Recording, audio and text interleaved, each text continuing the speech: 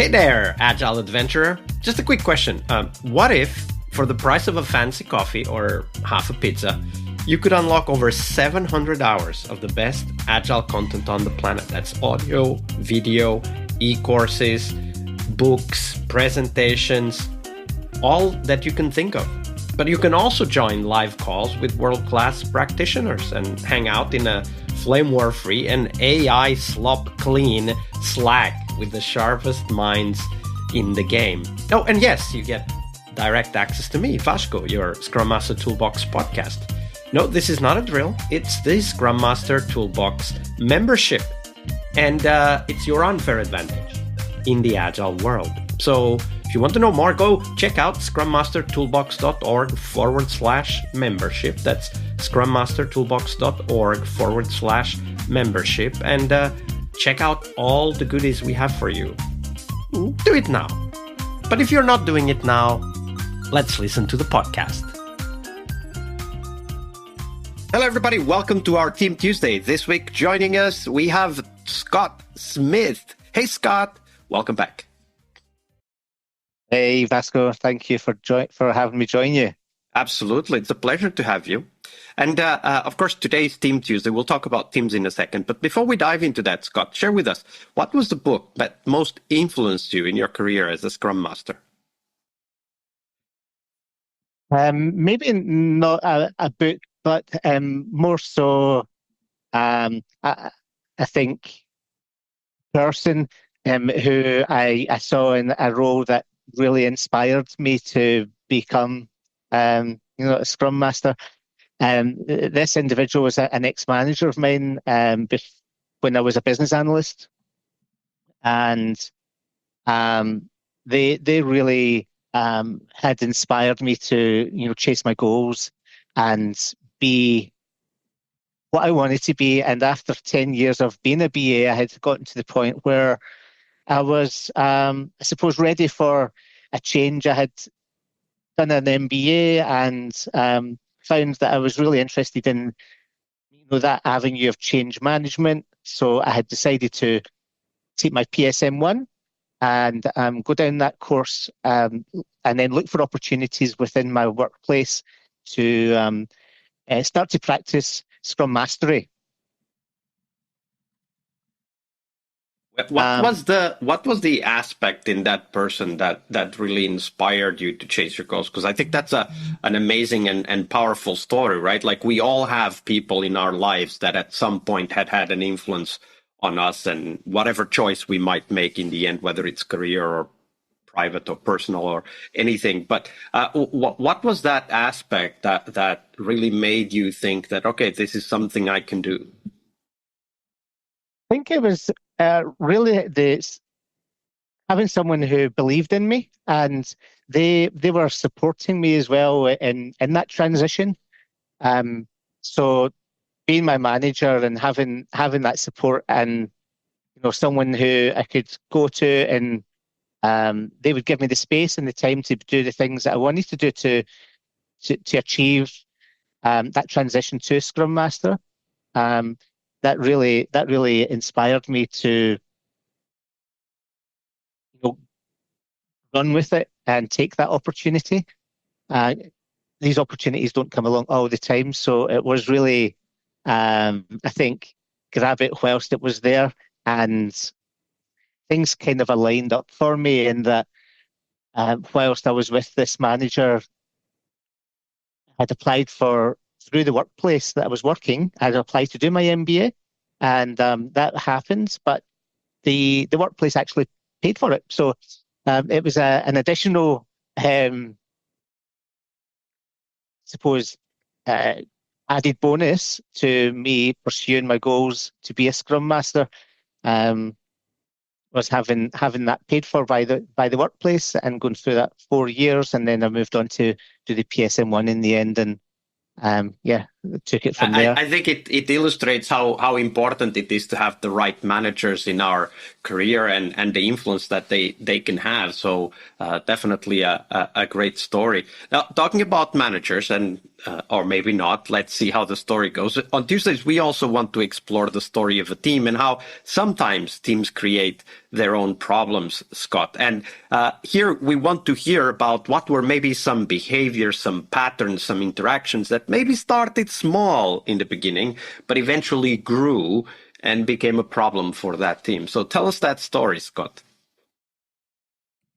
Yeah, I can recall one squad that I worked with, and the product owner. They were new to the role, um, and I think on this one occasion we're in a meeting with the team. Can't remember if it was sprint review or sprint planning or something, but the product owner was really short and sharp with their tone of voice, um, and there was a bit of conflict between the product owner and the team. The How did that conversation, conflict emerge? Like as you were observing yeah. it, what were the signs of that conflict? Well, the signs were there were raised voices on both sides, and so the So discussion was getting. emotions ran high, clearly. That's right. Yeah, they did. They were heated, and as a facilitator in those sessions, I took the opportunity to jump in, and say to the guys, "Listen up, we're on the same team here. Um, we're looking for the same outcomes. So let's take this back a step and um, let's quieten things down a bit and understand each other's perspectives, and really come back to understanding we're both in the same team.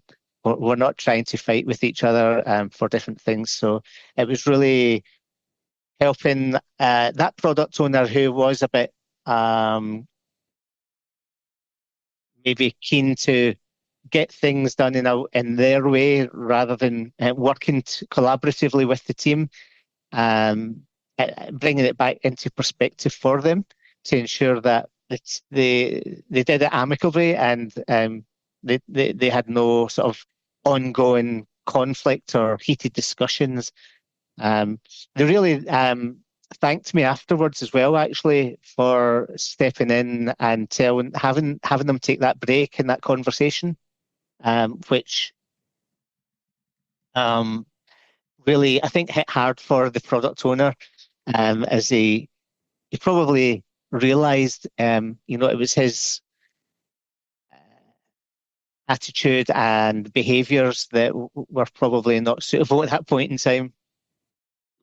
So when you think about that, like, of course, the conflict kind of became obvious when people started shouting at each other, obviously, right? But it does take courage to step in. And of course, it takes a certain amount of, how do you say, preparation, because it's not just about stepping in. It's about knowing what to do and how to follow up and, what might be a positive step forward rather than increasing the conflict and maybe getting embroiled in the conflict ourselves. So when you think about that kind of situation, when you're observing that conflict and then you want to step in and then, how do you prepare that? Like what are the things in your mind as you start to step in and also as you present the way forward for the team and the PO? In this case, you said that you ask them to take a break and have a conversation. But of course, that conversation also needs to be facilitated. So how do you prepare yourself for this kind of intervention? My approach to these types of conversations and interventions is really to think about the people involved. There's people on both sides there, but there's obviously a difference in opinion, perspectives, and it's really about putting yourself in the shoes of the other. So I try to take the approach where, first of all, stop what's going on, um, ask for a break if needed, and speaking to individuals to uh, have them back to a level playing field where they're comfortable going back into the conversation with the other party, without the need for raised voices, heated sort of discussions. Um, so that they can be working together collaboratively without any sort of ongoing undercurrents in the conversation. One of the things that when I think of this kind of situation, right, like you're bringing people together, even if it is a team and a PO in this case, so it's not just two people, it's like a group, right? You're bringing people together to talk about something difficult. The conflict is there because there's something difficult, right? Otherwise, we would handle the conflict without conflict. One of the things that I often think about is to start from the perspective of helping each part describe what they are trying to achieve, not what they are trying to do, right? Because that would be the task, and that's where the conflict is right now, the task, but rather what they are trying to achieve, like what would be success for them, and asking it in that kind of positive thing, because my intuition, at least, is that once we start looking at, what the success mean, what's the outcome we're looking for, we start to see commonalities, right? And that's where I try to start the conversation. How about you? When you go into this kind of situation, what is something that you bring in to help people come together despite the conflict? Yeah, I think you're spot on there, and it is really about taking the people thing out of it and personalities out of it. It's really about focusing on what is the outcome that we're all trying to achieve here, and focusing on that outcome as opposed to he said that or she said this. So really peeling it back to together, what is it we're trying to achieve and what is that outcome, really takes the sort of heat out of any conflict that might have arisen, and takes the focus back to the goals that people are trying to achieve. Yeah, absolutely. And the goals are really important. It's a great story. Thank you for sharing that with us, Scott. Yeah. All right, I hope you liked this episode. But before you hit next episode, here's the deal. This podcast is powered by people like you, the members who wanted more than just inspiration. They wanted real tools and real connection to people who are practicing Agile every day. We're talking access to over 700 hours of Agile Gold, CTO level strategy talks, summit keynotes, live workshops, e-courses, deep dive interviews, books, and if you're into no estimates, we got the pioneers of no estimates in those deep dive interviews as well. Agile business intelligence, creating product visions, coaching your product owner courses, you name it. You'll get invites to monthly live Q&As with Agile pioneers and practitioners, plus a private Slack community, which is free of all of that AI slop you see everywhere, and of course, without the flame wars. It's a community of practitioners that want to learn and thrive together. It's the best place to connect with community and learn together. So if this podcast has helped you before, imagine what you will get from this podcast membership. So head on over to scrummastertoolbox.org/membership and join the community that's shaping the future of Agile. And we have so much for you. So check out all the details at scrummastertoolbox.org/membership, because listening is great, it's important, but doing it together, that's next level. I'll see you in the community Slack. We really hope you liked our show. And if you did, why not rate this podcast on Stitcher or iTunes? Share this podcast and let other Scrum Masters know about this valuable resource for their work. Remember that sharing is caring.